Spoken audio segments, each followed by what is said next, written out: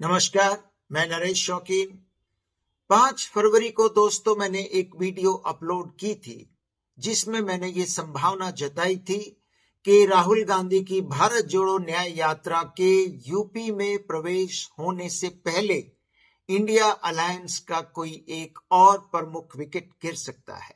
सर्वविदित है कि आरएलडी प्रमुख जयंत चौधरी एनडीए में शामिल होने का ऐलान कर चुके हैं, मगर उसका अभी कोई औपचारिक ऐलान होना बाकी है।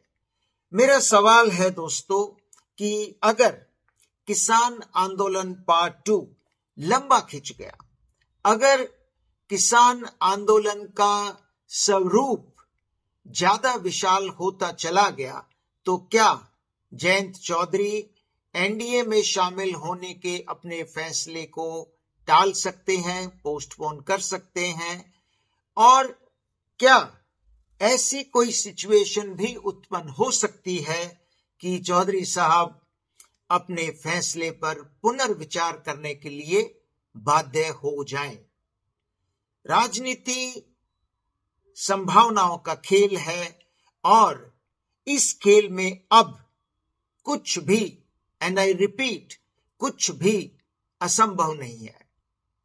Why did Jayant Chaudhary leave India alliance? 2 मुख्य कारण है दोस्तों।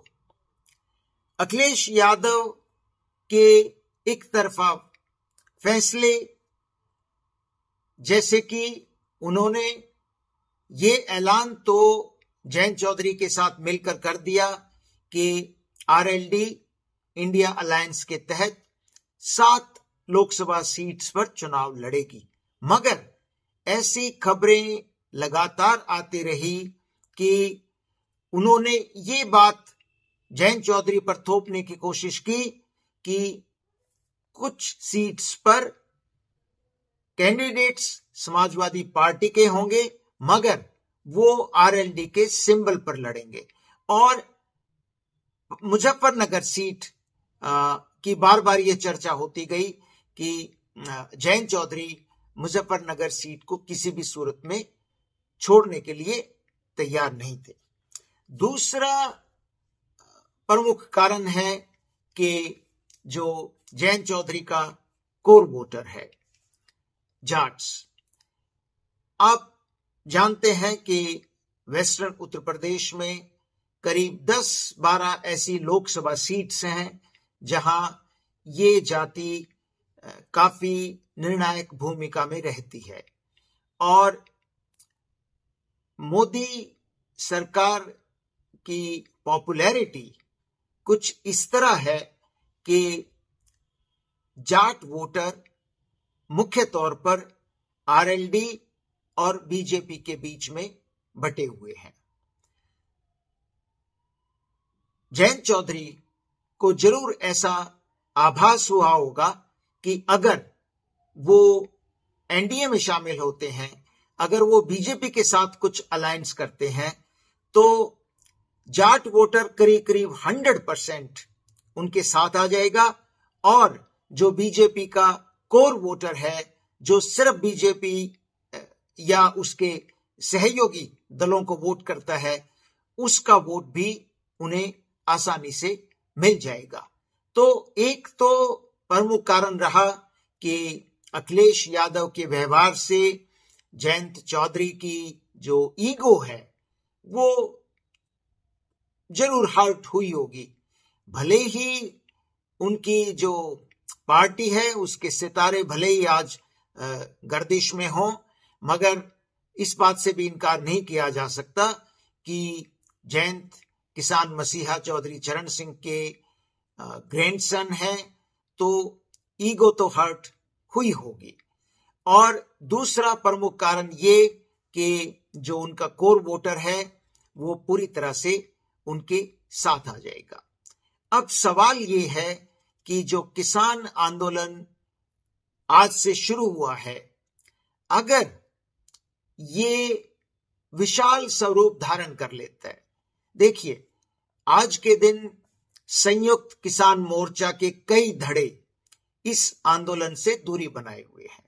वेस्टर्न उत्तर प्रदेश में जो किसानों का सबसे बड़ा जो ऑर्गेनाइजेशन है वो भारतीय किसान यूनियन है, जिसको टिकैत बंधु लीड करते हैं।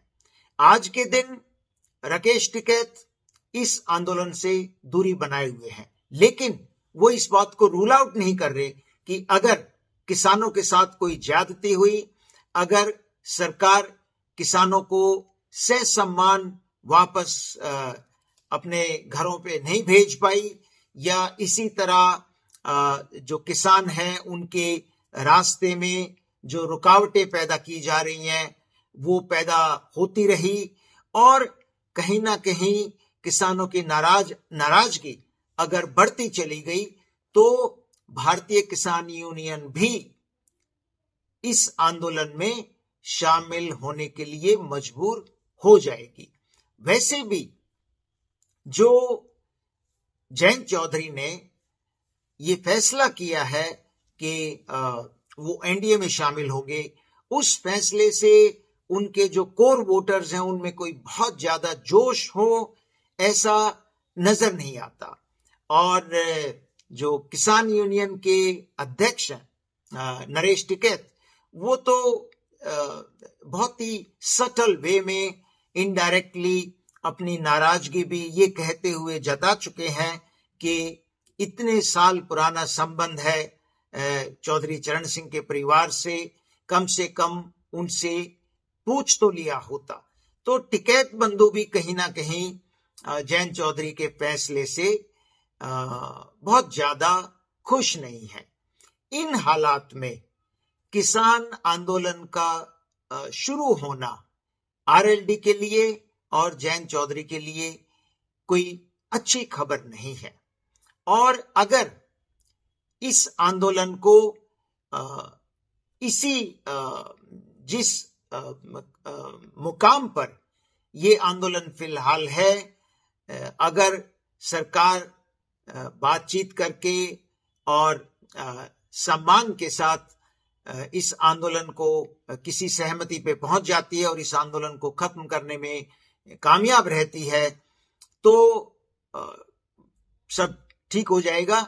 मगर अगर ये आंदोलन लंबा चला और कहीं कुछ हिंसा हुई या फिर किसानों की नाराजगी बढ़ी या ऐसा संदेश गया कि सरकार किसानों पे बहुत ज्यादा ज्यादतियां कर रही है, और जो संगठन फिलहाल इस आंदोलन से दूरी बनाए हुए हैं अगर वो भी इस आंदोलन में आकर शामिल हो गए, तो शायद जयंत चौधरी के लिए वेस्टर्न यूपी में बहुत भारी दिक्कतें पैदा होने जा रही हैं। आप इस सवाल पर गौर कीजिएगा। नमस्कार।